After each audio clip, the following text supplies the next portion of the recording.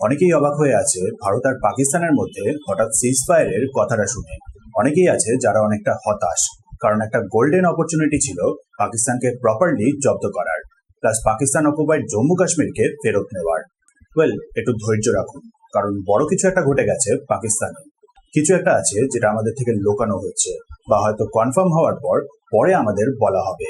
সবাই লক্ষ্য করেছে ডোনাল্ড ট্রাম্প সিজফায়ারের জন্য যে টুইটটা করেছেন তাতে মেনশন আছে millions of good and innocent people could have died. বুঝতেই পারছেন কিছু একটা গন্ডগোল আছে। মিলিয়ন্স মানে 10, 20 বা 30 লক্ষ মানুষের প্রাণ যাওয়া তখনই সম্ভব যদি একটা ওয়ার্ল্ড ওয়ার হয় বা নিউক্লিয়ার বম সম্বন্ধিত যদি কোনো ব্যাপার থাকে। নিউজে নিশ্চয়ই শুনেছেন পাকিস্তান একটা হাইপারসনিক ব্যালিস্টিক মিসাইল মেরে দিয়েছিল দিল্লির দিকে, হরিয়ানাতে, যেটাকে ইন্টারসেপ্ট করা হয়েছে। কনফার্ম হয়নি এখনো, বাট খবর আসছে যে পাকিস্তান নিউক্লিয়ার টেস্ট করা শুরু করে দিয়েছিল, আর সেই করতে গিয়েই কোন একটা গন্ডগোল করে ফেলেছে। আবার এরকমও নিউজ আসছে যে ভারত যে প্রিসাইসলি পাকিস্তানের 8টা এয়ারবেসকে টার্গেট করেছিল তার মধ্যে একটাতে পাকিস্তান নিউক্লিয়ার ওয়ারহেড স্টোর করে রেখেছিল। সম্ভবত সেখানে রেডিয়েশনের ব্যাপার নিয়ে কিছু প্রবলেম হয়েছে। এটাও আবার সামনে আসছে যে কিরানা হিলস পাকিস্তানের অনেকটা ভেতরে একটা জায়গা, সেখানেও পাকিস্তানের একটা এয়ারবেস আছে।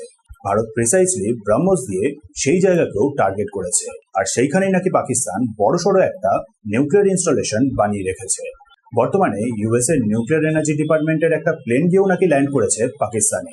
বিস্তারিতভাবে এইসব ব্যাপারে জানতে হয়তো ওয়ার্ল্ডের সবকটা দেশ এবার বুঝতে পারবে পাকিস্তানের কাছে এই নিউক্লিয়ার ওয়েপন থাকাটা কতটা ভয়ানক।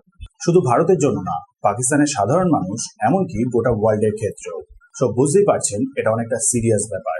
হতে পারে অনেক বড় কিছু একটা ঘটে গেছে।